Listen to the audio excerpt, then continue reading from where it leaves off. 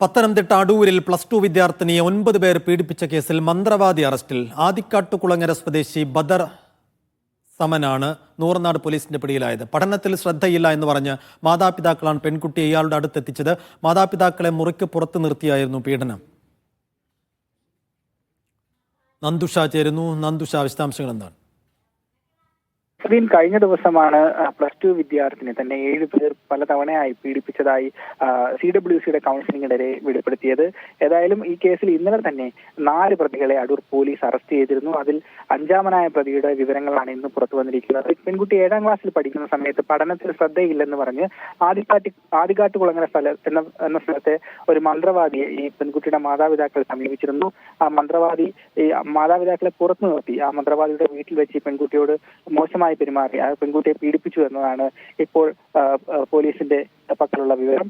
തങ്ങൾ എന്ന് വിളിക്കുന്ന ഒരു മന്ത്രവാദിയാണ് ഇത്തരത്തിൽ പെൺകുട്ടിയെ മോശമായി പെരുമാറുകയും പെൺകുട്ടിയെ പീഡിപ്പിക്കുകയും ചെയ്തത്. ഏതായാലും ഈ ബദർ സമൻ എന്ന് പറയുന്ന ഇദ്ദേഹത്തിന്റെ അറസ്റ്റ് പോലീസ് ലെവൽ രേഖപ്പെടുത്തിയിട്ടുണ്ട്. മറ്റ് പ്രതികൾക്കായി പോലീസ് അന്വേഷണം ശക്തമായി തുടരുകയാണ്. അടൂരിലെ വിവിധ ഭാഗങ്ങളിലായി പ്രതികളുണ്ടെന്നാണ് പറയപ്പെടുന്നത്. 2 പ്രതികൾ വിദേശത്തുണ്ടെന്ന് പോലീസിന് വിവരം ലഭിച്ചിട്ടുണ്ട്. ഏതായാലും ഒരു കേസ് നിലവിൽ നൂർനാട് പോലീസ് സ്റ്റേഷനിലാണ് രജിസ്റ്റർ ചെയ്തിരിക്കുന്നത്. 2 ദിവസത്തിനുള്ളിൽ തന്നെ മുഴുവൻ പ്രതികളെയും പിടികൂടാനുള്ള ശ്രമത്തിലാണ് പോലീസ് ഇപ്പോൾ.